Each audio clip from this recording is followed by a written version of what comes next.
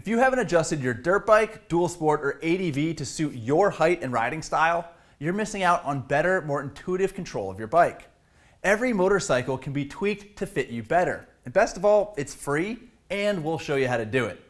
If you ride off-road, this is the video for you, but if you primarily stick to the pavement, we've got a separate video for street riders. So let's get to it and open up the shop manual.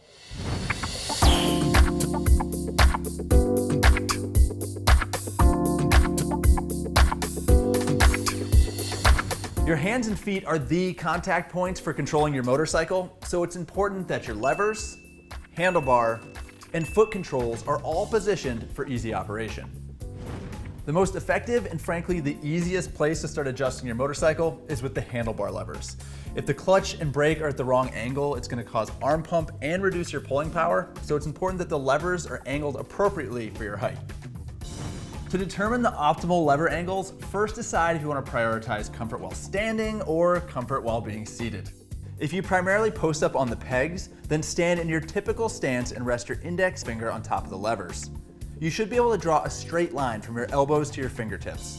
If that's not the case, loosen the lever perches and rotate the levers as needed. If you primarily sit, the same concept applies. You want to be able to plot a straight line from your elbow to your fingertips. And if you split your time between sitting and standing, then you'll likely want to angle the levers somewhere in the middle.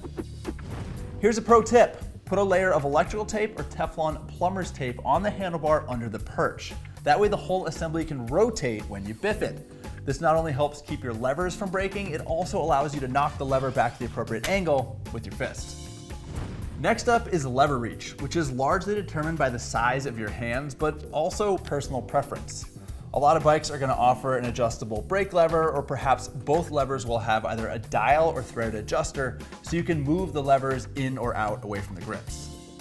If not, you can still manipulate the clutch engagement point by adjusting the cable slack, or you can shift the entire lever assemblies in or out on the bar to change where your fingers fall on the lever.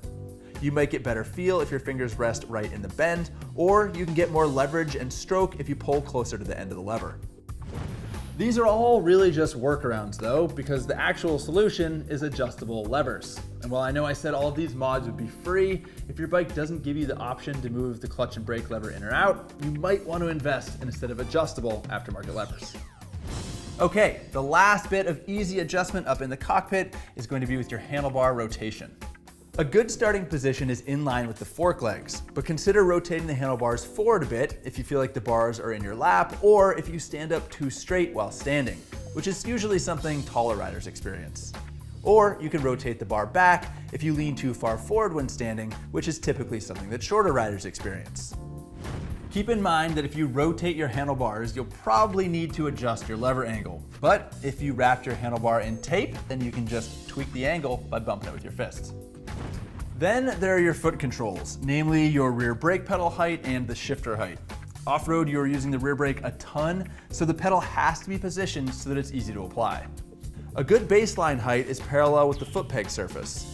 To change the height, loosen the lock nut and rotate the push rod in the master cylinder.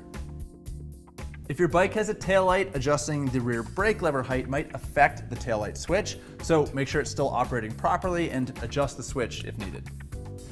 Finally, there's shifter height. If it's in the right position, you should be able to bang an upshift or a downshift with minimal foot movement, whether you're seated or standing.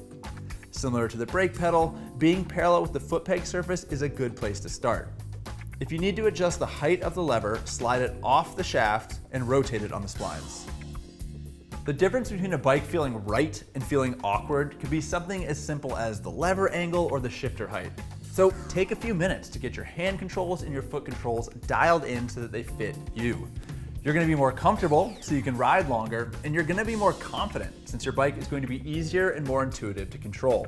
And those two things, comfort and control, are going to allow you to be a better rider. And if you're a road rider, the same concepts apply. So make sure you check out the separate video we did for street bikes so you can get your motorcycle set up to fit you.